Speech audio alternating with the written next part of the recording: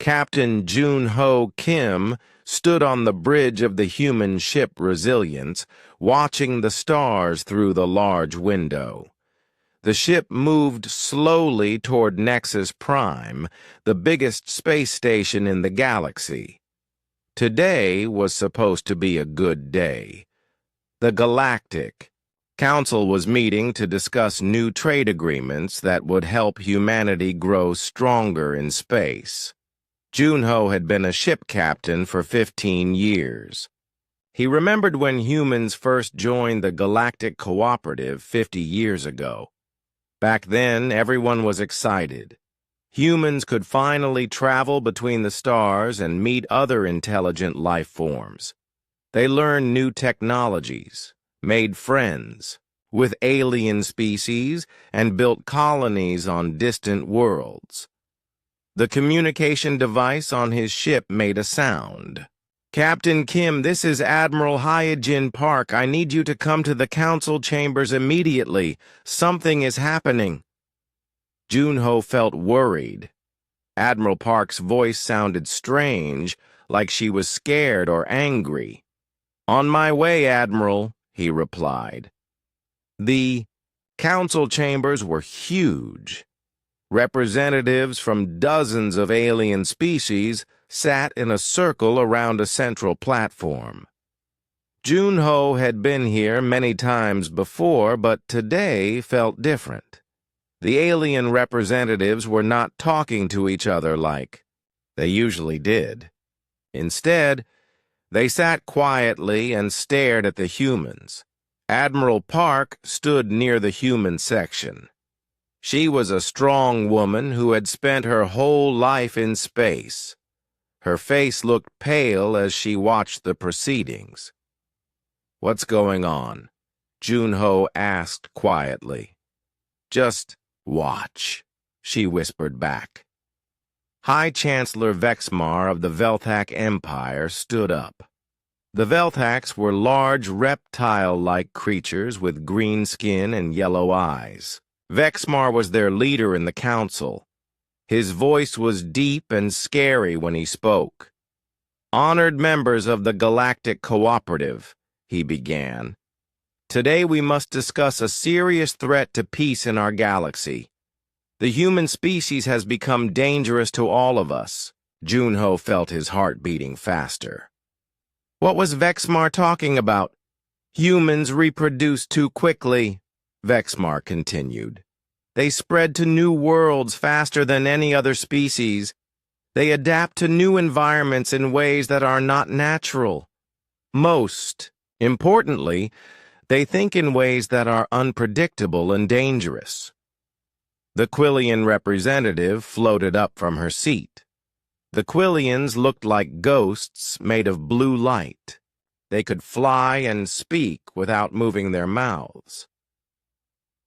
"The Quillian Syndicate agrees with the Velthak Empire," the floating being said.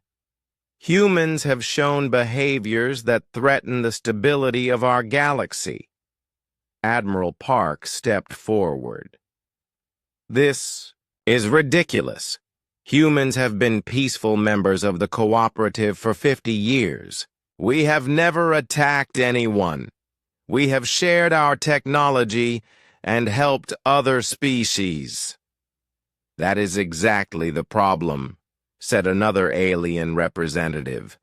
This one belonged to the Morvac Federation, a group of insect-like creatures. Humans help too much. They solve problems too quickly. They create new things that change everything. This is not how civilized species should behave. More alien representatives stood up to speak. One by one, they said the same thing. Humans were dangerous. Humans could not be trusted. Humans needed to be stopped before they became too powerful. Dr. Min-Ho Lee sat in the observation area above the main floor. He was a scientist who studied alien life forms. He had spent years working with these same species, learning about their cultures and biology. Now he watched them turn against humanity. Min-Ho pulled out his personal communication device and started recording everything. He had a bad feeling that this was planned long before today. The aliens were too organized, too ready with their arguments. They had prepared for this moment. "We call for an immediate vote," announced Vexmar. "All human activities must be contained within their current territory. No more human colonies. No more human trade ships. No more human expansion into the galaxy." "This is illegal," Admiral Park shouted. "The Cooperative Charter guarantees all member species the right to expand and explore. The Charter also allows for emergency actions when a species threatens galactic peace," replied the Quillian. "Representative, we invoke emergency powers." The vote began. One by one, alien species raised their hands or made their traditional voting gestures. The Velthax voted yes. The Quillians voted yes. The Morvax voted yes. Species after species voted to support the containment of humanity. Junho watched in horror as former friends and allies abandoned humanity. The Zephyrian Cloud Collective, who had helped humans build their first space stations, voted yes. The Crystalline Hive, who had traded technology with Earth for decades, voted yes. Even the gentlefolk of Kepler Prime, who seemed to love everything about human culture, voted yes. When the voting ended, 46 species had voted to contain humanity. Only 3 species voted against the motion, and they were small groups, with little power in the council. "The motion passes," announced Vexmar with satisfaction. "Effective immediately, all human vessels must return to human-controlled space. All human colonies outside the Sol system are now under quarantine. Any human ship that attempts to leave designated areas will be destroyed." Admiral Park stood up slowly. Her face was red with anger. "You will regret this decision. Humanity will not forget this betrayal." "Is that a threat?" asked the Quillian representative. "It's a promise," Admiral Park replied. Within hours of the vote, the situation became real. Alien warships appeared around every human colony and space station. The beautiful trade routes that connected human worlds to the rest of the galaxy were blocked by military vessels. Junho received emergency orders to return to Earth immediately. As the Resilience turned away from Nexus Prime, he looked back at the massive station. For 50 years, humans had believed they were part of a peaceful galactic community. Now they knew the truth. Dr. Min-Ho Lee worked frantically in his laboratory on the ship. He had been analyzing the communication signals between alien ships. What he found made him feel sick. The aliens had been planning this for years, maybe decades. They had watched humanity grow and develop, and they had become afraid. "Captain," Min-Ho called out, "you need to see this." Junho looked at the data on Min-Ho's screen. It showed communication patterns between alien species going back 20 years, secret meetings, hidden agreements, plans to isolate humanity when the time was right. "They were never our friends," Min-Ho said quietly. "They were just waiting for the right moment to cage us." As the Resilience traveled back toward Earth, other human ships joined them. Merchant vessels, research ships, diplomatic transports, all heading home. Behind them, the galaxy they had called home for 50 years was now closed to them. But Jun-ho noticed something else. The human ships were not running away in panic. They were moving in formation, like a military fleet. The captains were talking to each other on secure channels. Admiral Park was organizing something. "This isn't over." Admiral Park's voice came through the ship's communication system. "They think they can cage humanity. They're about to learn why that's a very bad idea." The stars ahead looked different now. Earth was no longer just home. It was a fortress that needed to be defended, and humanity was about to discover just how dangerous they could really be. Fleet Admiral Tae-Jun Choi watched the alien ships position themselves around human space. From his command center on Luna Base, he could see the enemy fleet through powerful telescopes. Hundreds of warships from dozens of different species had formed a perfect circle around all human territory. The alien blockade was complete. Every trade route, every travel path, every way out of human space was blocked. Ships from the Velthak Empire, the Quillian Syndicate, and 45 other species worked together to trap humanity in their own corner of the galaxy. "Admiral, we're receiving the final recall orders from Earth Command," reported Commander So Young-han. She had just arrived from New Jeju, one of humanity's agricultural colonies. "All human vessels must return to Sol system immediately." Tae-Jun nodded grimly. He had been expecting this order. Earth's Emergency Council had met for 3 straight days after the vote at Nexus Prime. The decision was clear. Bring everyone home before the aliens decided to start shooting. On New Jeju, Governor So Young-han watched alien warships take positions above her planet. The world was beautiful, with green fields and blue oceans that reminded people of Earth.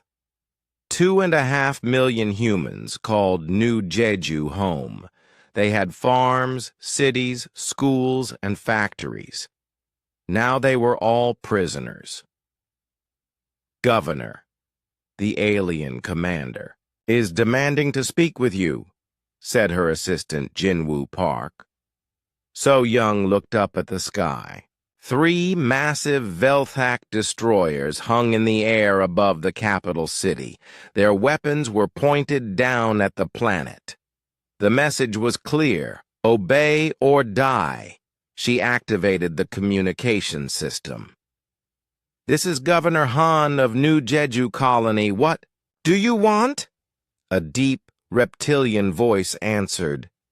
"This is Commander Sektar of the Velthak Enforcement Fleet. Your colony is now under quarantine. No ships may leave this planet. No messages may be sent outside this system. Any resistance will result in immediate destruction. Our people need medical supplies from Earth," So Young said. "We have children and elderly citizens who will die without proper medicine." "That is not our concern," Sektar replied. "You should have thought about that before your species became a threat to galactic peace." The communication ended. So Young stared at the alien ships above her world. She had been a colonial governor for 8 years, helping New Jeju grow from a small outpost to a thriving world. Now she was responsible for protecting her people from former allies who had become their captors. Similar scenes played out across 37 human colonies. On New Tokyo, on Harmony Station, on the mining worlds of the asteroid belt, alien ships surrounded human settlements and declared them quarantined. Families were separated. Trade stopped. The flow of people and goods between human worlds ended completely. Captain Dongwoo Yoon commanded the merchant ship Fortune's Edge. He had been delivering medical supplies to the Kepler system when the quarantine began. Now he was trying to get home to Earth with a cargo hold full of medicine that sick people desperately needed. "Captain, there's a problem ahead," called out his navigator, Hee-Jin Kim. "The hospital ship Mercy is requesting permission to continue to the Zephyrian system. They have 400 medical staff on board who were treating alien patients." Dongwoo looked at his scanner. The Mercy was a pure white ship with red crosses painted on its hull. It carried no weapons, only doctors, nurses, and medical equipment. The ship was trying to reach a Zephyrian colony where a disease was spreading among the alien population. "Tell them to turn around," Dongwoo said sadly. "The quarantine applies to everyone." But the Mercy did not turn around. Captain Eugene Cho of the medical ship sent a message to the alien blockade fleet. "This is the hospital ship Mercy. We are carrying medical personnel to treat sick Zephyrian citizens. We request permission to pass through the blockade on humanitarian grounds." The answer came in the form of plasma cannon fire. 3 Velthak destroyers opened fire on the defenseless hospital ship. The Mercy's shields failed in seconds. The ship broke apart in a ball of fire and metal. 400 human doctors and nurses died instantly. People who had devoted their lives to helping others, including the very aliens who killed them. Dongwoo watched in horror as the wreckage of the Mercy drifted through space. The alien ships made no effort to rescue survivors because there were no survivors. The attack had been designed to send a message. The quarantine was permanent, and resistance meant death. "All ships, this is Admiral Choi," came a voiceover. "The emergency channel. Return to Earth immediately. Do not attempt to cross the blockade. Do not engage alien vessels. This is a direct order." The journey home was like a funeral. Human ships traveled in groups for safety, but they could not protect each other from the massive alien fleets surrounding them. They could only watch as the galaxy they had called home for 50 years became a prison. On Earth, President Ji-Hae Kang met with her military commanders in a secret bunker beneath the Pacific Ocean. The room was filled with maps of human space and displays showing alien ship positions. "How long can we survive under quarantine?" she asked General Woo Jin Nam, head of Earth's military forces. "Our colonies can produce enough food and basic supplies," General Nam replied. "But we will be cut off from advanced alien technologies. Our research and development will slow down significantly." "What about our military capabilities?" President Kang asked. General Nam's expression was grim. "We have maybe 200 warships total. The aliens have thousands. If they decide to attack instead of just blockading us, we cannot win a direct fight."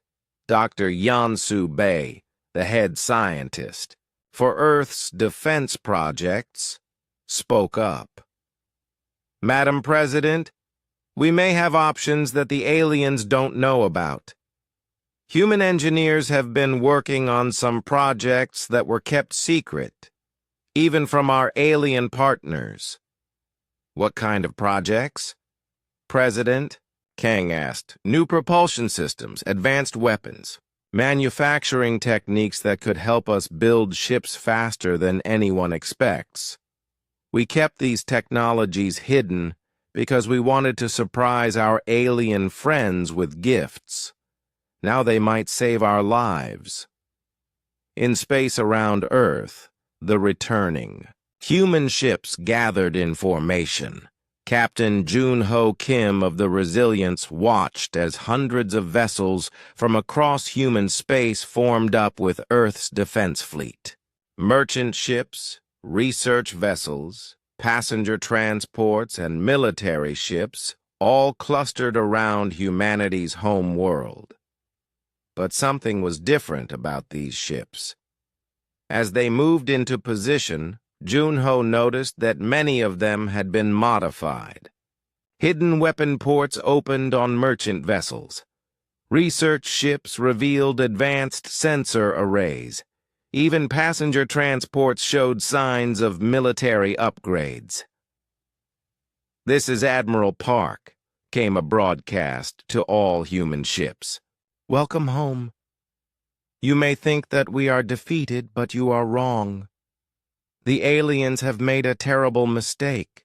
They have trapped humanity in our own space, but they have also given us time to prepare." Admiral Park's voice grew stronger. "For 50 years, we have been peaceful members of the galactic community. We have shared our knowledge and helped other species grow. We have been generous and kind. The aliens have mistaken our kindness for weakness." The transmission continued. "They think they can cage humanity. They think they can keep us small and harmless. They are about to learn that some creatures become very dangerous when they are cornered."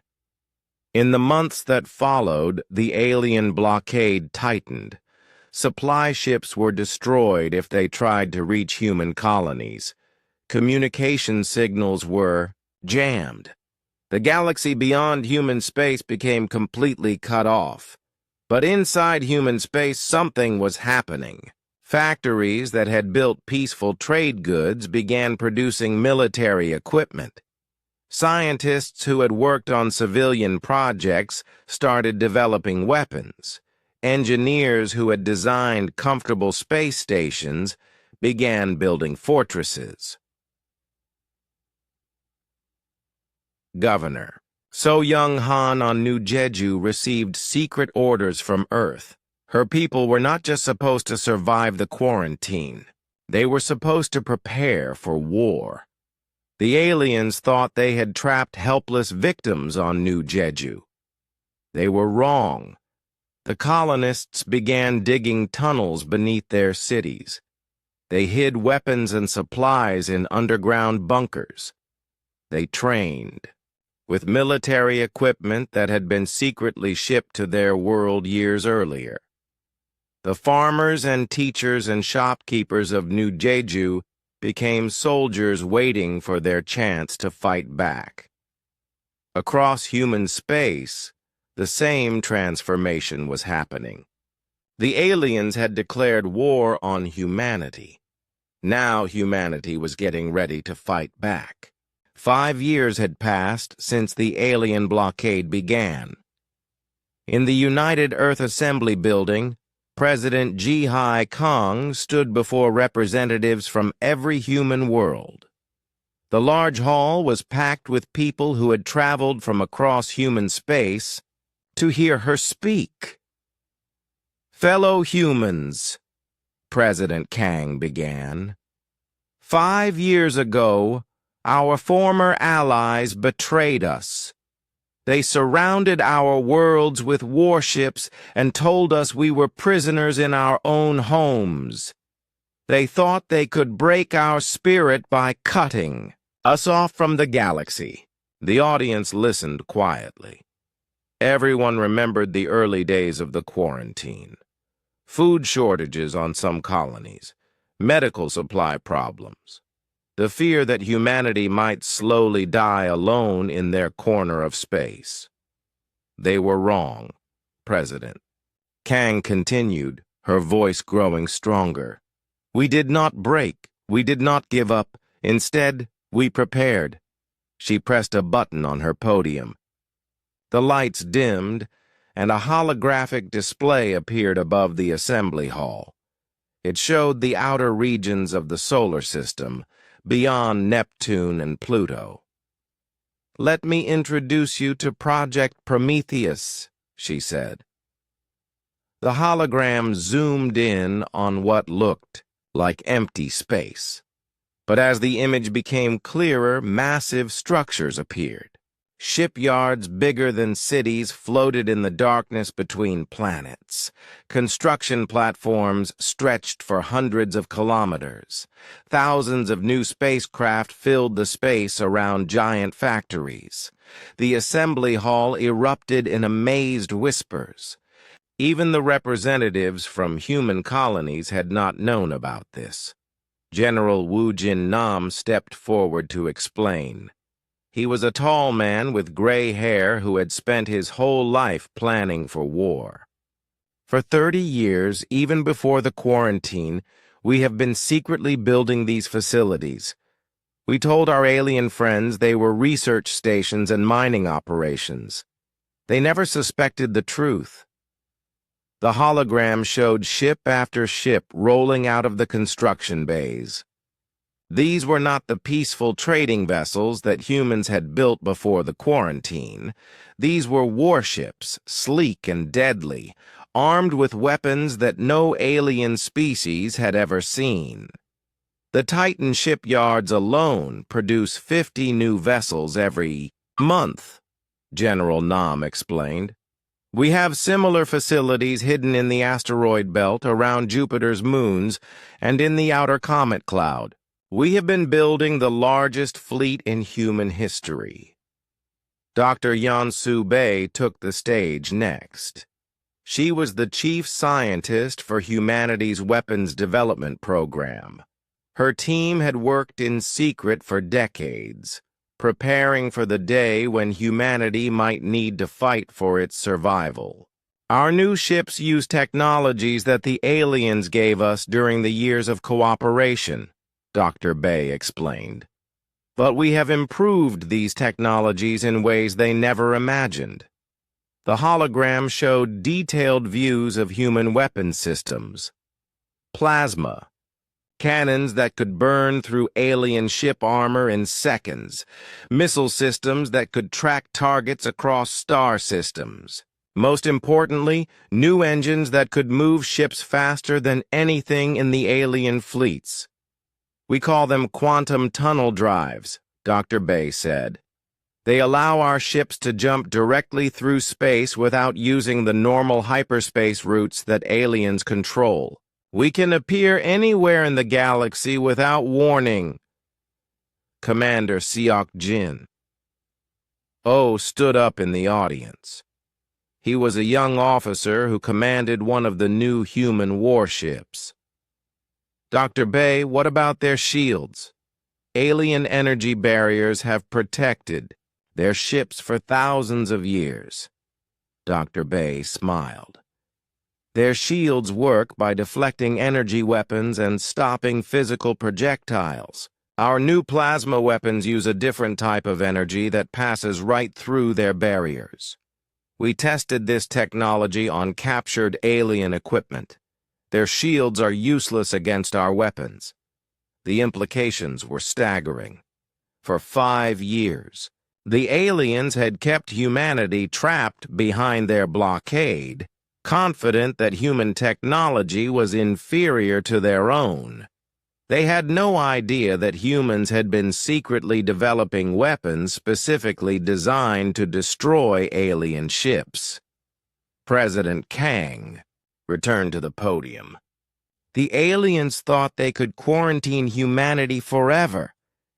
They believed we would eventually accept our imprisonment and live quietly in our small corner of the galaxy. Tonight, we proved them wrong." She pressed another button. New images appeared in the hologram, showing alien blockade positions around human space. Red markers indicated Velthak Empire ships. Blue markers showed Quillian Syndicate vessels. Dozens of other colors represented the many alien species that participated in humanity's imprisonment. "Operation Breakout begins in 6 hours," President Kang announced. Our new fleet will simultaneously attack blockade positions in 12 different star systems. We will open corridors for our colony ships to escape human space and establish new settlements beyond alien control. The plan was ambitious beyond anything humanity had ever attempted. While alien attention was focused on the main battle, hundreds of human colony ships would race through the open corridors and establish bases deep in unexplored space. Humanity would spread faster than the aliens could react. General Nam explained. The military strategy. Our ships will not fight the kind of formal fleet battles that aliens expect. We have studied their tactics for 50 years. They move in predictable formations and follow ancient battle plans. We will hit them fast and disappear before they can respond. Commander O had seen the new human tactics in training exercises. Human ships worked together like hunting packs, surrounding enemy vessels and attacking from multiple directions simultaneously. It was chaotic and unpredictable, nothing like the ceremonial space battles that alien species had fought for centuries. "What about casualties?" asked a representative from New Mars colony. "The alien fleets are enormous. Even with our new weapons, we cannot match their numbers," Dr. Bay answered. "We do not need to destroy their entire fleet. We only need to break through their blockade and escape. Our quantum tunnel drives allow us to choose when and where to fight. We can attack their weak points and avoid their strong ones." The Assembly voted unanimously to approve Operation Breakout. As the meeting ended, people began filing out to return to their ships and colonies. Everyone had a role to play in humanity's escape from alien imprisonment. Captain Jun-Ho Kim found himself assigned to the assault force that would attack the blockade around New Jeju. His ship, the Resilience, had been secretly upgraded with the new weapons and engines. He would be leading 12 other vessels in a surprise attack on the Velthak destroyers that had kept Governor So Young-han's people trapped for 5 years. "Captain Kim," General Nam called out as Jun-Ho was leaving. "Remember, this is not just about breaking the blockade. This is about sending a message to every alien species in the galaxy. They need to understand that humanity will not stay caged." As the human fleet prepared for battle, word of Operation Breakout spread to every human world. On New Jeju, Governor So Young-han received the coded message that she had been waiting 5 years to hear. Her people had spent those years preparing for this moment. They had weapons, supplies, and plans. When the human fleet attacked the orbital blockade, the colonists would be ready to help. In the asteroid mining stations, workers prepared to reveal the weapons factories they had been building in secret.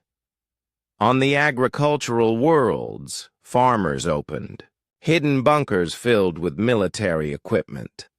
On the research stations, scientists activated defensive systems that had been disguised as civilian projects. Humanity had used the 5 years of quarantine well. The aliens thought they had trapped a weak species that would eventually surrender. Instead, they had given humanity time to prepare for war. Dr. Min-Ho Lee, who had first discovered the alien conspiracy 5 years earlier, worked frantically in his laboratory. He had been analyzing alien communication signals throughout the quarantine period. What he found confirmed humanity's worst fears and best hopes. The aliens were completely unprepared for human resistance. Their intelligence reports still described humanity as a peaceful species with limited military capabilities. They had no idea that humans had been secretly building the most advanced military force in the galaxy. They still think of us as the same species that joined the cooperative 50 years ago, Minho reported to President Kong. They cannot imagine that we have changed. That isolation has made us stronger instead of weaker. In 6 hours, humanity would begin its fight for freedom. The aliens who had caged them were about to discover that some creatures become very dangerous when they are cornered. And humanity had been cornered for 5 very long years.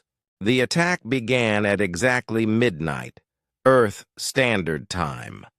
Across 12 star systems, human warships appeared out of nowhere using their quantum tunnel drives. The alien blockade fleets that had surrounded human space for 5 years suddenly found themselves under attack by vessels they had never seen before. Commander Seok Jin commanded the lead ship in the assault on the Velthak blockade around New Jeju. His vessel, the Retribution, materialized directly behind 3 massive alien destroyers. The Velthak ships were positioned to watch for human vessels trying to escape from the planet below. They were not prepared for an attack from outside their formation. "All weapons, fire at will," O commanded. The Retribution's plasma cannons opened fire. Streams of superheated energy struck the nearest Velthak destroyer. The alien ship's shields flared briefly, then failed completely as the human weapons passed right through the energy barriers. The destroyer's armor melted like ice under a blowtorch. "Target destroyed," reported Weapons Officer Min-Ji Lee. "Moving to second target." The second Velthak ship tried to turn and return fire, but human weapons were faster. The destroyer exploded in a ball of flame before its guns could lock onto the attacking human vessel. The third alien ship managed to send a distress signal before it too was destroyed by human plasma fire. The entire engagement lasted less than 3 minutes. 3 alien warships that had controlled New Jeju for 5 years were now floating debris. Captain Junho Kim's ship, the Resilience, led the follow-up wave. His job was to clear the space around New Jeju so that human colony ships could escape to establish new settlements beyond alien control. "Captain, we're receiving a message from Governor Han on the planet," reported Communications Officer Soo-Jin Park. "Put her through," Junho replied. Governor So-Young Han's voice came through clearly. "Captain Kim, thank you for freeing us. Our people are ready to help. We have been preparing for this day for 5 years." As if to prove her point, weapons batteries hidden across New Jeju's surface opened fire on alien patrol ships in the lower atmosphere. The colonists had spent years building secret military installations disguised as farms and factories. Now those hidden weapons reached up to destroy the remaining Velthak forces. Similar scenes played out across human space. The aliens had expected weak resistance from a quarantined species. Instead, they faced coordinated attacks by advanced human military technology that they could not understand or counter.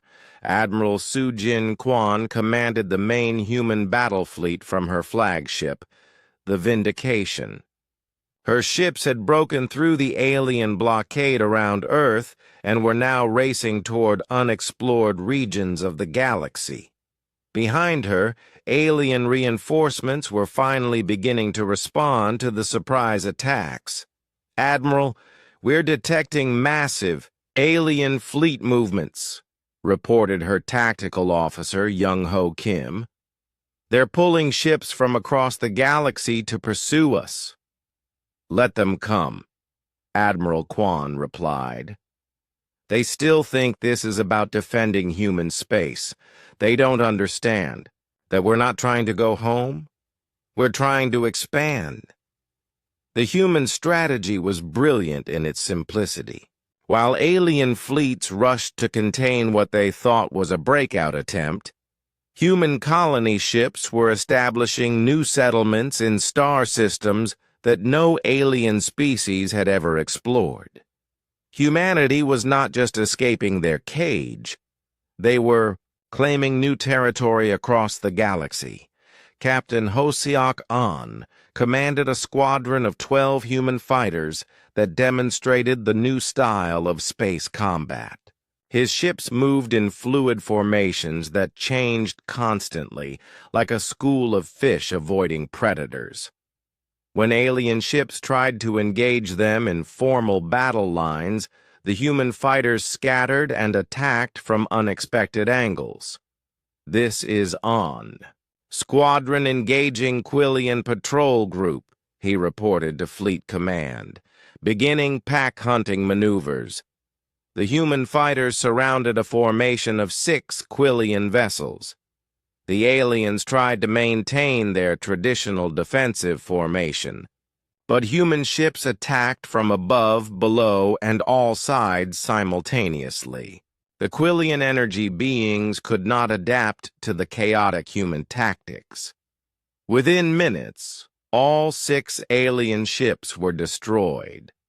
On's squadron had not lost a single fighter. "Pack hunting complete," On reported. Moving to next target, on Velthak. Prime, the Reptilian Empire's homeworld, High Commander Sethkar watched reports of human attacks with growing alarm. His species had dominated this region of space for 2,000 years. They had never faced an enemy that fought like humans. "How many ships have we lost?" he demanded. 47 vessels destroyed in the first wave," replied his aide, a younger, Velthak named Keshatal. "But that is not the worst news, High Commander. The humans are not retreating. They are advancing deeper into our territory." Sethkar's yellow eyes widened. "That is impossible. We have them outnumbered 100 to 1. "Numbers do not seem to matter, High Commander. Human ships appear and disappear without warning. They attack our weakest positions and vanish before reinforcements arrive. We cannot predict where they will strike next." The Velthak military had spent centuries perfecting their battle tactics.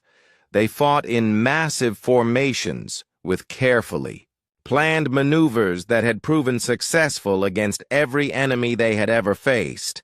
But humans did not fight like any other species. "Order all fleet commanders to abandon formal battle doctrine," Sethkar commanded. "Tell them to engage human forces however they can." But changing military doctrine that had existed for centuries was not easy. Velthak commanders had been trained to fight honorable battles with clear rules and predictable outcomes. Human warfare was chaos, unpredictable and ruthless. Dr. In-Soo Park stood in the captured command center of a Quillian space station. His team of scientists and engineers were downloading every piece of alien military intelligence they could find. The information would help humanity understand alien weaknesses and plan future attacks. "Doctor, you need to see this," called out technician Hee Young Song. She was analyzing alien communication intercepts. The data showed that alien species across the galaxy were panicking. Reports of human attacks were spreading faster than the humans themselves. Some alien governments were calling for immediate peace negotiations. Others were demanding that their fleets withdraw from human space entirely. "They're more afraid of us than we thought," Dr. Park observed. 5 years of quarantine made them forget what humans are capable of.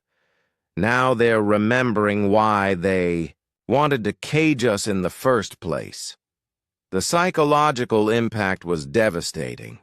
For thousands of years, alien species had lived in a stable galaxy where conflicts were small and predictable. The sudden appearance of an aggressive human military force shattered their sense of security. Captain Dong-Woo Yoon, who had witnessed the destruction of the hospital ship Mercy 5 years earlier, now commanded a human assault vessel attacking alien supply lines. His ship intercepted a convoy of Morvac transports carrying weapons to the blockade fleets. "This is for the Mercy," he said quietly, as his weapons officer prepared to fire. The Morvac ships surrendered without fighting. The insect-like aliens had no desire to face human weapons after hearing reports of what happened to ships that resisted. "Take their cargo and let them go," Dong-Woo ordered. "Make sure they tell their commanders what they saw here. News of human. Victory spread through alien space faster than official military reports. Merchant captains, civilian travelers, and military personnel all carried stories of unstoppable human warships that appeared without warning and destroyed everything in their path. The aliens began to understand that they had made a terrible mistake. They had thought they were quarantining a weak species to prevent future problems. Instead, they had given humanity 5 years to prepare for war. And humans had used that time very well. Admiral Kwan's fleet had now established 3 new human colonies in previously unexplored star systems. Each settlement was protected by advanced defensive systems and supported by hidden supply bases. Humanity was spreading across the galaxy faster than alien forces could respond. "Admiral, we're receiving surrender offers from 4 different alien species," reported Communications Officer Jin-Soo Lee. "They want to withdraw from the Quarantine Coalition and establish separate peace treaties with humanity. Tell them we'll consider their offers after they prove their sincerity," Admiral Kwan replied. "They can start by providing intelligence about remaining alien fleet positions." The coalition that had trapped humanity for 5 years was beginning to fall apart. Fear of human military power was replacing the confidence that had led to the original quarantine. The hunters were becoming the hunted. The emergency meeting of the Galactic Council took place on Nexus Prime, the same station where humanity had been condemned 5 years earlier. But this time, the alien representatives looked very different. Instead of confident beings planning humanity's imprisonment, they were frightened creatures trying to figure out how to stop human expansion. Fleet Admiral Zex Thol of the Velthak Empire stood before the assembled aliens. His reptilian face showed deep worry lines that had not been there when the quarantine began. In his clawed hands, he held reports of military disasters from across the galaxy. "Honored members," he began, "the human threat has exceeded our worst predictions. In 3 months of fighting, we have lost over 800 warships. The humans have lost fewer than 50. Angry voices erupted from around the council chamber. Representatives from dozens of species shouted questions and demands. "How is this possible?" called out the Morvac representative. "You told us human military technology was primitive. Our intelligence was wrong," Zexathul admitted. "Humans have been secretly developing advanced weapons for decades. Their ships are faster than ours, their weapons penetrate our shields, and their tactics are unlike anything we have ever faced." The Quillian representative floated higher above her seat, her blue energy form flickering with distress. "The Quillian Syndicate has lost contact with 3 of our border colonies. Human forces appeared in our territory without warning and established military bases before we could respond." Admiral Changmin Ryu smiled as he read these intelligence reports in his command center aboard the human flagship Democracy. His forces had indeed established bases in Quillian space, but that was only the beginning of humanity's expansion plan. "Navigation, show me our current territorial map," he ordered. The holographic display revealed the true scope of human expansion. While the aliens focused on the major battles around human space, human colony ships had been secretly establishing settlements across 15 star systems. Each new colony was protected by hidden defensive installations and connected to the others by quantum tunnel routes that alien sensors could not detect. "Sir, Colonel Hee-Young Song is reporting from New Jeju," said Communications Officer Subin Kim. The liberation operation was completely successful. Admiral Ryu nodded with satisfaction. The liberation of New Jeju had been more than just a military victory. It had proven that humans could coordinate complex operations across multiple star systems while keeping their true intentions hidden from alien intelligence services. Colonel Song had been hiding on New Jeju for 5 years, organizing the colonists into a secret military force. When human ships attacked the orbital blockade, her people had been ready to eliminate alien ground forces and secure the planet's infrastructure. The Velthak garrison never suspected that our farmers and teachers were actually trained soldiers, Colonel Song reported. They believed their own propaganda about humans being a peaceful species. When we attacked, they were completely unprepared. The same pattern had repeated across human space.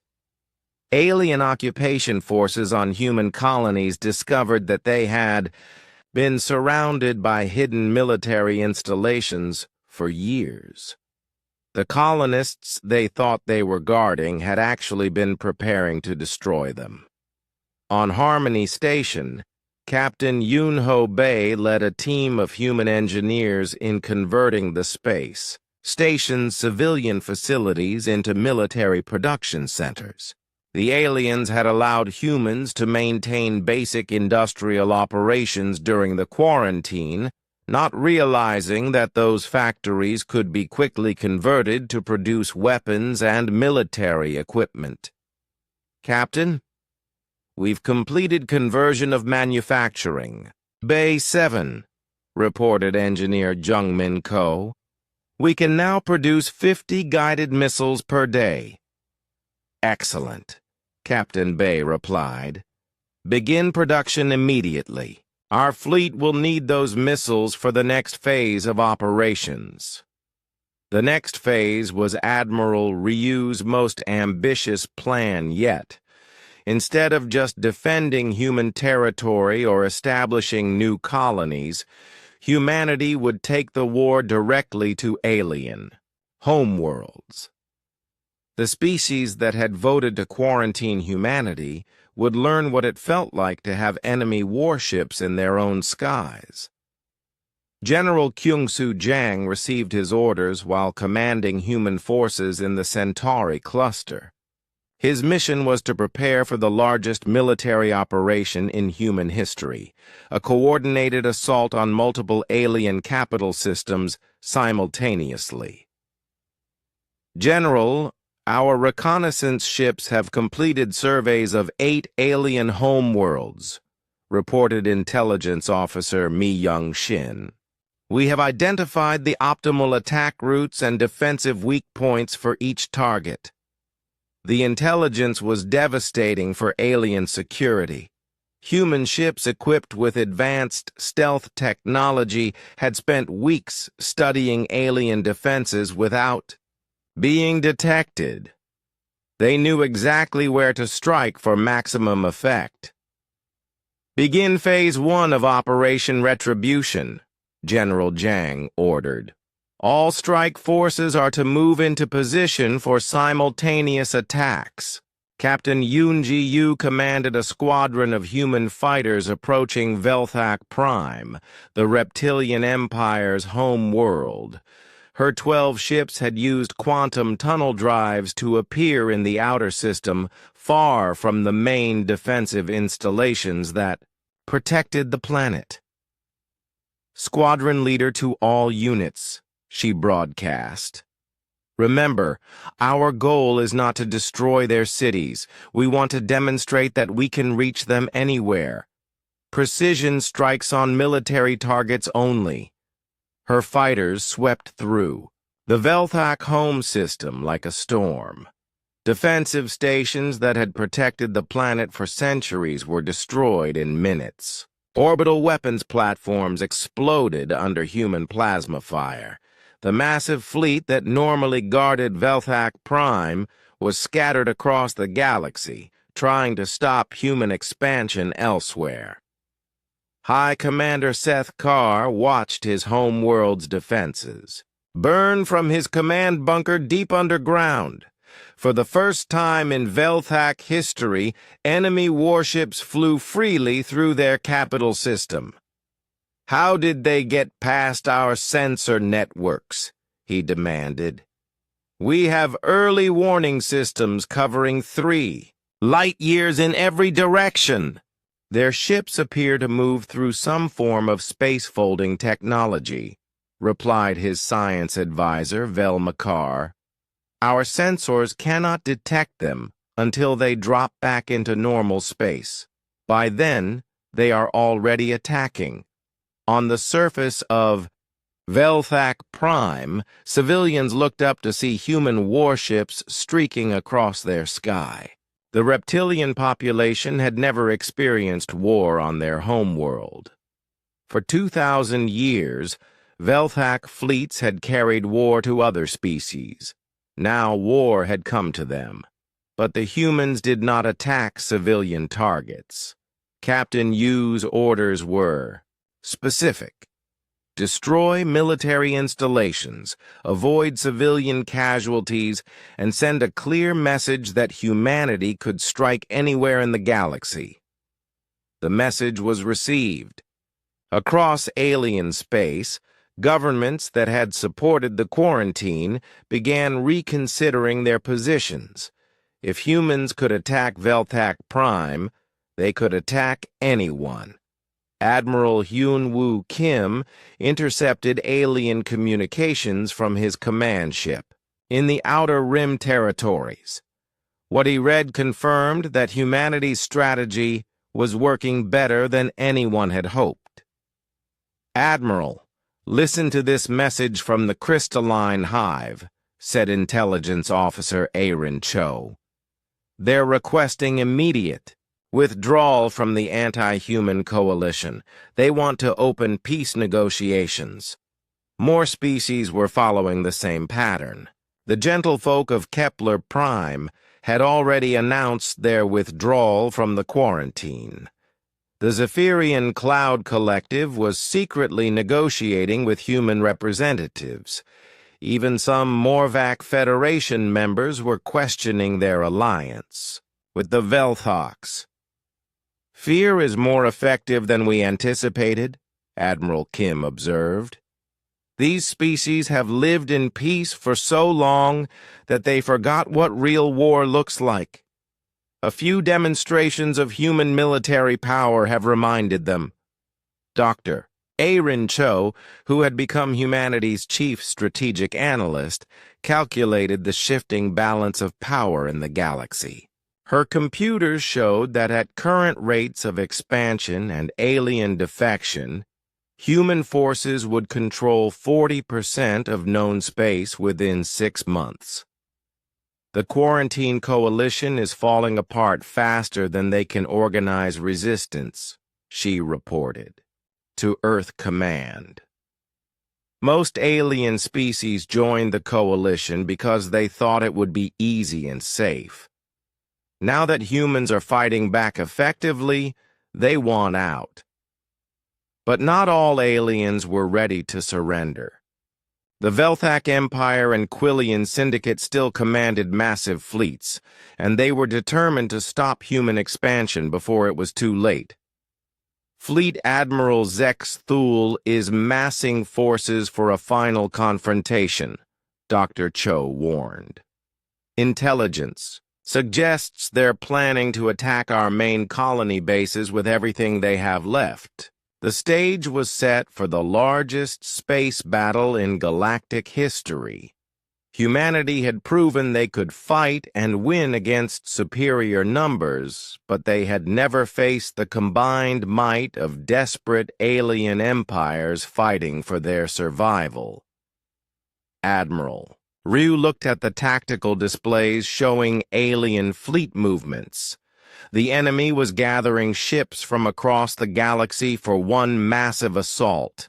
It would be the ultimate test of human military innovation against alien numerical superiority. "Send word to all human commanders," he ordered. "The aliens are coming with everything they have.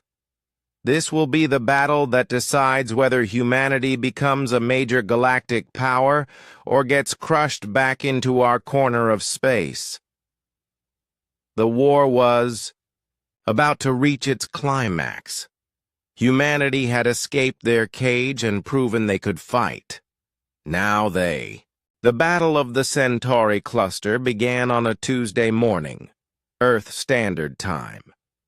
General Kyung-Soo Jang watched from his command ship as the largest alien fleet in galactic history emerged from hyperspace. 8 different alien species had combined their remaining military forces for one final assault on humanity's expanding territory.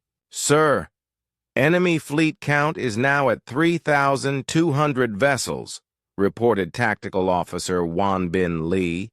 "They have us outnumbered 15-1. General Jang studied the display showing alien ship positions. Velthak destroyers formed the center of the enemy formation.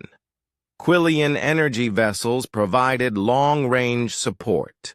Morvac carriers launched swarms of fighter craft. 6 other alien species contributed their own specialized warships to the massive armada. "They're finally taking us seriously," Jang observed. "No more small patrol groups or isolated squadrons. They've brought everything they have left." The human fleet defending the Centauri cluster consisted of only 200 ships, but these were not the same vessels that aliens had faced during the quarantine years. Every human warship now carried the most advanced weapons and defensive systems that human science could produce. Captain Yoon-ji Yu commanded the fighter squadron that would lead the human attack. Her pilots had trained for months in the new combat tactics that made human forces so effective against alien military doctrine. "All wings, this is Squadron Leader Yu," she broadcast to her fighters. "Remember your training. We don't fight their kind of battle. We make them fight our kind of battle." The alien fleet advanced in the traditional formation that had dominated galactic warfare for thousands of years. Heavy battleships in front, supporting vessels behind. Fighters spread in defensive screens around the main force. It was impressive, organized, and exactly what human tacticians had expected. "Begin dispersal pattern 7, General Zhang ordered. The human fleet immediately scattered in all directions. Instead of meeting the alien advance head-on, human ships spread out across a volume of space larger than most star systems. To alien commanders trained in formal fleet engagements, it looked like the humans were running away in panic. They were wrong. Admiral Su Jin Quan's battle group struck first, appearing behind the alien formation using quantum tunnel drives. 12 ships concentrated their fire on the Quillian command vessel, a massive energy construct that coordinated the entire alien fleet. "Target destroyed," reported Weapons Officer Jae-Hyun Park. "Their command structure is disrupted." Without central coordination, the alien fleet began to fragment. Different species started giving conflicting orders to their ships. The careful formation that had taken weeks to organize began falling apart. Captain Hoseok An led his squadron in a series of hit-and-run attacks on alien supply ships. His fighters would appear without warning, destroy their targets, and vanish back into quantum tunnel space before alien defenders could respond. "This is like hunting," An reported to Fleet Command. "We pick off the weak ones while the strong ones waste time trying to catch us." The battle lasted 17 days. Each day, human forces used different tactics to confuse and destroy alien ships. Sometimes they attacked in coordinated waves. Sometimes individual ships would appear, strike a single target, and disappear. Sometimes human forces would seem to retreat, only to attack from an unexpected direction. Fleet Admiral Zexthul of the Velthak Empire watched his carefully planned assault turn into a disaster. His species had fought wars across the galaxy for 2,000 years, but they had never faced an enemy like humanity. "How many ships have we lost?" he asked his aide, Keshatal. 1,400 vessels destroyed or disabled," Keshtal replied. "The humans have lost 67 ships." "This is impossible," Zexthul hissed. "We outnumber them 20-1. "Numbers do not matter when we cannot predict where they will attack next," Keshatal observed. "Our fleet commanders are paralyzed by uncertainty. They do not know how to fight an enemy that refuses to follow the rules of civilized warfare." Captain Yunji Yu's fighter squadron demonstrated exactly what Keshatal meant. Her 12 small ships had destroyed 43 alien vessels by appearing in different locations throughout the enemy fleet. When alien fighters tried to engage, her squadron, the human pilots, scattered in all directions and regrouped elsewhere. "Their fighters cannot keep up with our maneuvers," Yu reported. "Alien pilots are trained to fight in formation. When we break formation and attack individually, they become confused and vulnerable." The psychological impact on alien forces was devastating. Crews that had never experienced real combat found themselves under constant attack by an enemy they could not see coming. Morale collapsed as reports spread of entire squadrons being destroyed by single human ships. Dr. Yeon-ho Kim, commanding the human hospital ship Healing Light, treated wounded soldiers from both sides of the battle. What he learned from captured alien personnel confirmed humanity's tactical advantages. Doctor, the alien prisoners keep asking the same questions, reported Medical Officer Soo Young-oh. They want to know how we can move our ships so quickly and why our weapons work so well against their defenses. What do you tell them? Doctor, Kim asked. The truth. We spent 5 years in quarantine preparing for this war. We studied their technology, improved our own, and developed tactics specifically designed to counter their military doctrine. The captured aliens were shocked to learn that humanity had used the quarantine period as preparation time rather than punishment. They had believed their own propaganda about humans being a peaceful species that would eventually accept imprisonment. On the 12th day of battle, the tide turned decisively in humanity's favor. Admiral Chang Min Ryu's main battle group eliminated the last organized alien resistance in the central cluster. The remaining alien ships were scattered across dozens of star systems, no longer capable of coordinated action. Sir, we're receiving surrender transmissions from multiple alien commanders, reported Communications Officer Min Jun Cho. The Morvac Federation fleet is requesting permission to withdraw from the battle zone. Grant their request, Admiral, Ryu replied. Send them home with a message for their government. Humanity is willing to discuss peace terms with species that acknowledge our right to exist freely in the galaxy. The Morvac ships departed immediately, followed by vessels from 3 other alien species. Only the Velthak and Quillian forces remained, and they were badly outnumbered by the human fleet that had seemed so small 17 days earlier. Captain Dong Woo Yoon's ship intercepted the final alien communication from the battle zone. Fleet Admiral Zexthul was ordering all remaining Velthak ships to retreat to their home territory and prepare for defensive operations.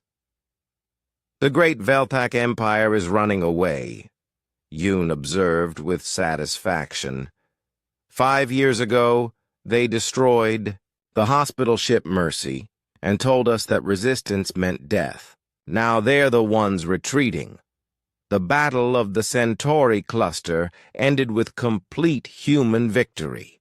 Of the 3,000 alien ships that had attacked, only 800 survived to retreat. The human fleet lost fewer than 100 vessels, and was stronger than ever due to captured alien technology and equipment. General Jiang stood on the bridge of his flagship looking out at the wreckage of the alien armada. Floating debris from destroyed ships stretched across the star system like a metal asteroid field. Send a message to Earth Command, he ordered. The Centauri cluster is secure. Human expansion can continue as planned. But the victory was more than just military. News of the battle spread across the galaxy faster than the retreating alien ships. Species that had supported the quarantine now understood that humanity was not just escaping their cage. Humans were winning the war. Admiral Hyun-woo Kim received reports from human intelligence networks across alien space. The psychological impact of the Centauri victory was causing panic in alien governments throughout the galaxy. 6 more species have announced their withdrawal from the anti-human coalition, reported Intelligence Officer Aaron Cho. The Gentlefolk, the Zephyrian Collective, both branches of the crystalline hive, the peaceful traders, the knowledge seekers, and the Harmony Alliance. "What about the major powers?" Admiral Kim asked. "The Velthak Empire is recalling all military forces to defend their core systems. The Quillian Syndicate is requesting neutral mediation. Even some of the smaller, aggressive species are offering tribute payments to avoid human attack." Dr. Arin Cho updated her strategic analysis based on the new political situation. Her calculations showed that humanity now controlled or influenced 43% of known galactic space. More importantly, they had demonstrated that alien, military power could not stop human expansion. "The Quarantine Coalition is finished," she reported to the human leadership. "Fear of our military capabilities has replaced whatever confidence led them to cage us in the first place." Captain Yoonji Yu landed her fighter on the human carrier ship Victory, returning from her final patrol of the battlefield. As she climbed out of her cockpit, she looked back at the space where thousands of alien ships had tried to crush humanity's bid for freedom. "They wanted to keep us in a cage," she said to her ground crew chief, Tae Young Seo. "Instead, they taught us how dangerous we could become when we had to fight for survival." The Battle of the Centauri cluster was over, but it's 5 years after the reality anchor incident. The galaxy looked completely different. Ambassador Dal Su Moon walked through the corridors of the New Earth Embassy on Nexus Prime, the same station where humanity had been condemned to quarantine a decade earlier, but now the roles were reversed. "Ambassador Moon, the Velthak delegation has arrived for their scheduled appointment," announced his assistant, So Jin Lee. "They seem very nervous." Dalsu smiled slightly.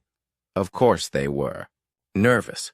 The mighty Velthak Empire, which had led the coalition to cage humanity, now came begging for trade agreements and protection from other alien species who blamed them for starting the war.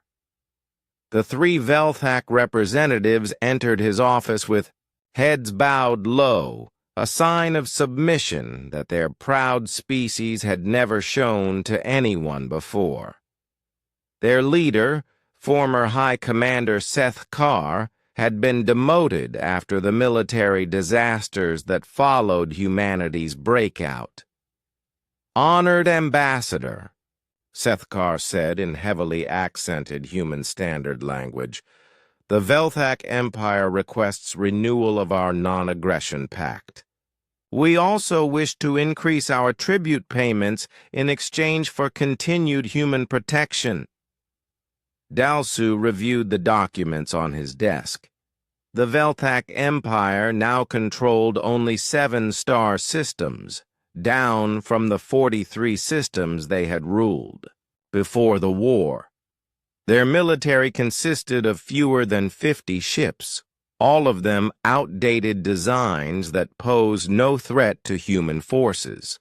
"Your tribute payments are acceptable," Dalsu replied, "but we have received complaints about Velthak treatment of human merchants in your territory. There have been reports of discriminatory practices and hostile behavior."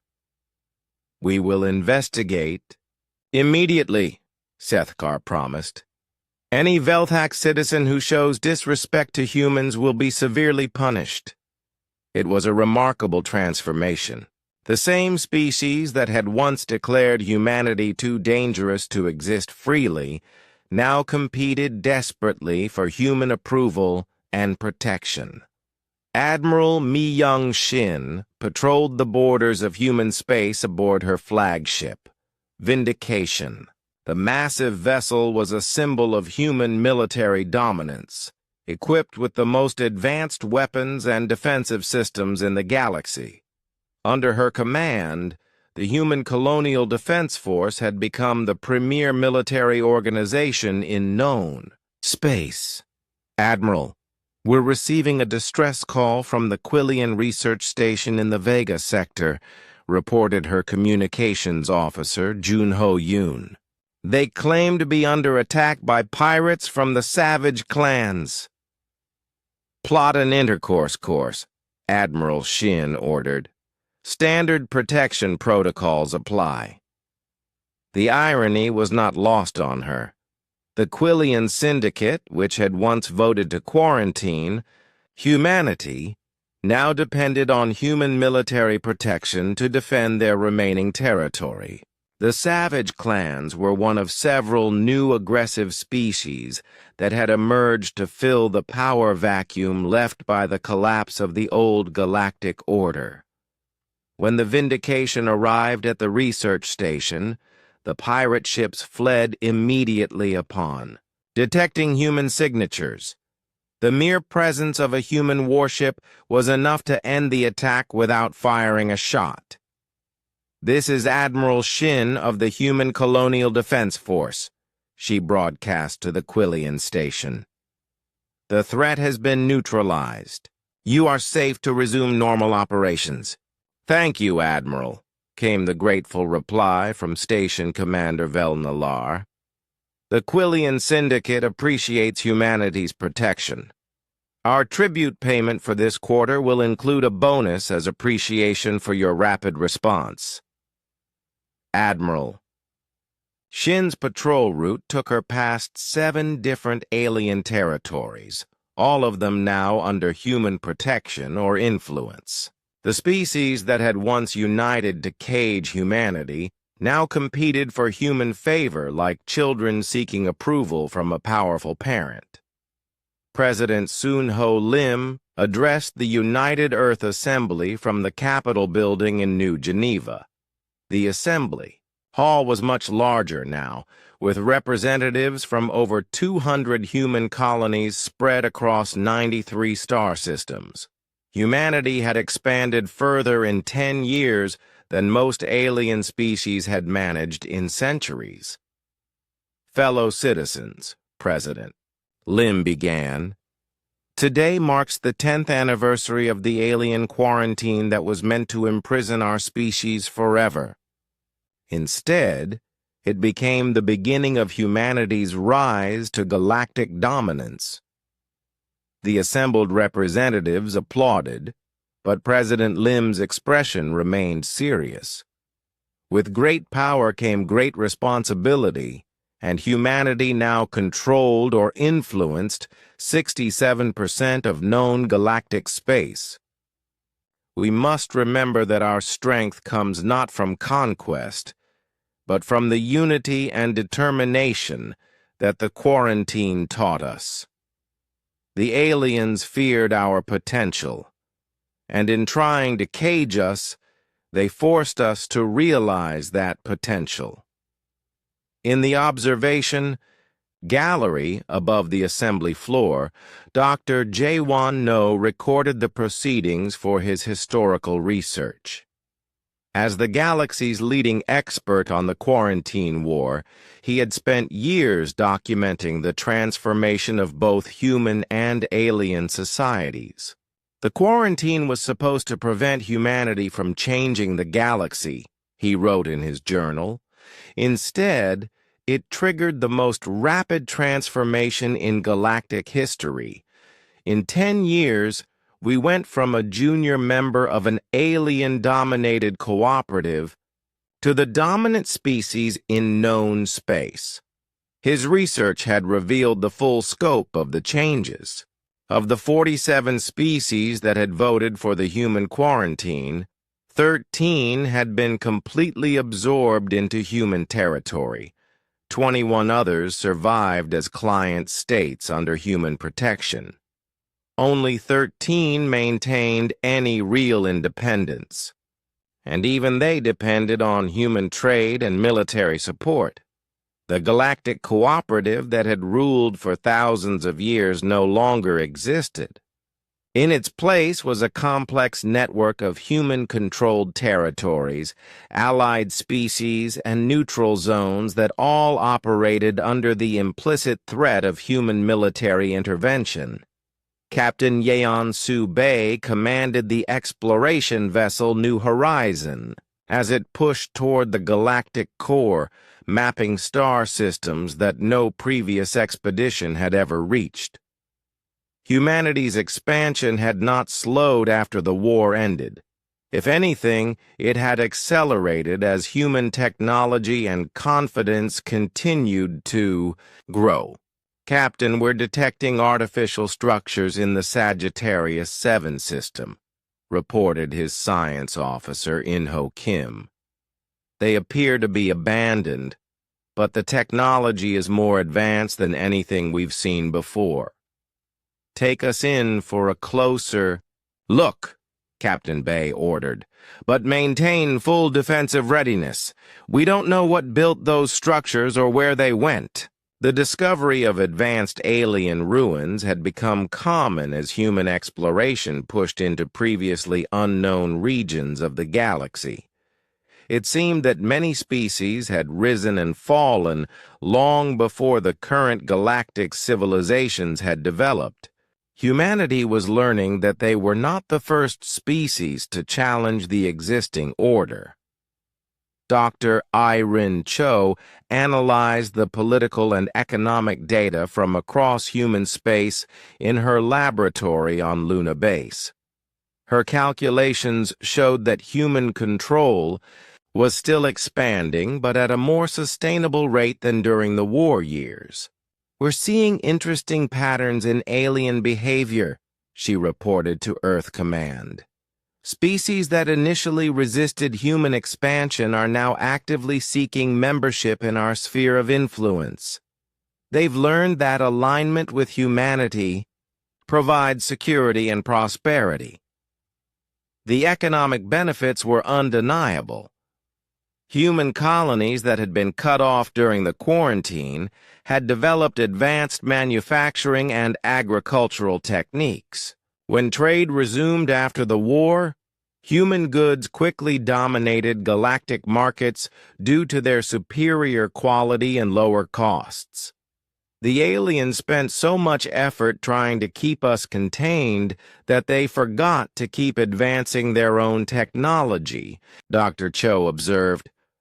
While they stagnated, we innovated. Now our economic advantages are almost as important. 5 years after the reality anchor incident, the galaxy looked completely different.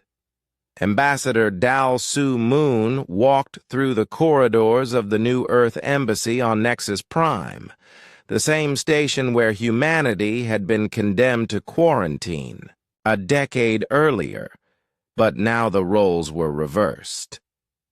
Ambassador Moon, the Velthak delegation has arrived for their scheduled appointment, announced his assistant, So-Jin Lee. They seem very nervous. Dalsu smiled slightly. Of course they were. Nervous. The mighty Velthak Empire, which had led the coalition to cage humanity, now came begging for trade agreements and protection from other alien species who blamed them for starting the war. The 3 Velthak representatives entered his office with heads bowed low, a sign of submission that their proud species had never shown to anyone before. Their leader, former High Commander Seth Carr, had been demoted after the military disasters that followed humanity's breakout. Honored Ambassador, Seth Carr said in heavily accented human standard language, the Velthak Empire requests renewal of our non-aggression pact. We also wish to increase our tribute payments in exchange for continued human protection. Dalsu reviewed the documents on his desk. The Velthak Empire now controlled only 7 star systems, down from the 43 systems they had ruled before the war. Their military consisted of fewer than 50 ships, all of them outdated designs that pose no threat to human forces.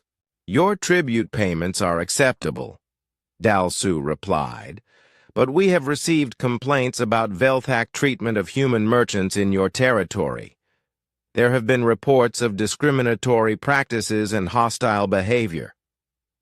We will investigate immediately," Sethkar promised. "Any Velthak citizen who shows disrespect to humans will be severely punished." It was a remarkable transformation. The same species that had once declared humanity too dangerous to exist freely now competed desperately for human approval and protection. Admiral Mi-Young Shin patrolled the borders of human space aboard her flagship, Vindication. The massive vessel was a symbol of human military dominance, equipped with the most advanced weapons and defensive systems in the galaxy. Under her command, the Human Colonial Defense Force had become the premier military organization in known space. "Admiral, we're receiving a distress call from the Quillian Research Station in the Vega sector," reported her communications officer, Junho Yoon. "They claim to be under attack by pirates from the Savage clans." "Plot an intercourse course," Admiral Shin ordered. "Standard protection protocols apply." The irony was not lost on her. The Quillian Syndicate, which had once voted to quarantine humanity, now depended on human military protection to defend their remaining territory. The Savage clans were one of several new aggressive species that had emerged to fill the power vacuum left by the collapse of the old galactic order. When the Vindication arrived at the research station, the pirate ships fled immediately upon. Detecting human signatures, the mere presence of a human warship was enough to end the attack without firing a shot. "This is Admiral Shin of the Human Colonial Defense Force," she broadcast to the Quillian station. "The threat has been neutralized. You are safe to resume normal operations." "Thank you, Admiral," came the grateful reply from Station Commander Velnalar. "The Quillian Syndicate appreciates humanity's protection. Our tribute payment for this quarter will include a bonus as appreciation for your rapid response." "Admiral." Shin's patrol route took her past 7 different alien territories, all of them now under human protection or influence. The species that had once united to cage humanity now competed for human favor like children seeking approval from a powerful parent. President Soon-Ho Lim addressed the United Earth Assembly from the Capitol building in New Geneva. The Assembly Hall was much larger now, with representatives from over 200 human colonies spread across 93 star systems. Humanity had expanded further in 10 years than most alien species had managed in centuries. "Fellow citizens," President Lim began, "today marks the 10th anniversary of the alien quarantine that was meant to imprison our species forever. Instead, it became the beginning of humanity's rise to galactic dominance." The assembled representatives applauded, but President Lim's expression remained serious. With great power came great responsibility, and humanity now controlled or influenced 67% of known galactic space. "We must remember that our strength comes not from conquest, but from the unity and determination that the quarantine taught us. The aliens feared our potential, and in trying to cage us, they forced us to realize that potential." In the observation gallery above the assembly floor, Dr. Jaewon No recorded the proceedings for his historical research. As the galaxy's leading expert on the Quarantine War, he had spent years documenting the transformation of both human and alien societies. The quarantine was supposed to prevent humanity from changing the galaxy, he wrote in his journal. Instead, it triggered the most rapid transformation in galactic history. In 10 years, we went from a junior member of an alien-dominated cooperative to the dominant species in known space. His research had revealed the full scope of the changes. Of the 47 species that had voted for the human quarantine, 13 had been completely absorbed into human territory. 21 others survived as client states under human protection. Only 13 maintained any real independence, and even they depended on human trade and military support. The galactic cooperative that had ruled for thousands of years no longer existed. In its place was a complex network of human-controlled territories, allied species, and neutral zones that all operated under the implicit threat of human military intervention. Captain Yeon-Su Bei commanded the exploration vessel New Horizon as it pushed toward the galactic core, mapping star systems that no previous expedition had ever reached. Humanity's expansion had not slowed after the war ended. If anything, it had accelerated as human technology and confidence continued to grow. Captain, we're detecting artificial structures in the Sagittarius 7 system, reported his science officer, In-Ho Kim. They appear to be abandoned, but the technology is more advanced than anything we've seen before. Take us in for a closer look, Captain Bei ordered, but maintain full defensive readiness.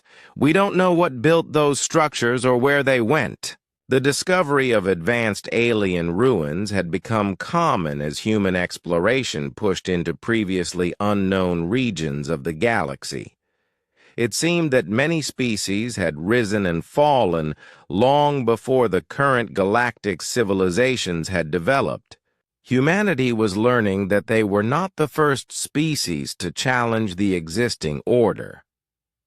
Dr. Irene Cho analyzed the political and economic data from across human space in her laboratory on Luna Base. Her calculations showed that human control was still expanding, but at a more sustainable rate than during the war years. We're seeing interesting patterns in alien behavior, she reported to Earth Command. Species that initially resisted human expansion are now actively seeking membership in our sphere of influence. They've learned that alignment with humanity provides security and prosperity. The economic benefits were undeniable. Human colonies that had been cut off during the quarantine had developed advanced manufacturing and agricultural techniques. When trade resumed after the war, human goods quickly dominated galactic markets due to their superior quality and lower costs. The aliens spent so much effort trying to keep us contained that they forgot to keep advancing their own technology, Dr. Cho observed. While they stagnated, we innovated. Now our economic advantages are almost as important.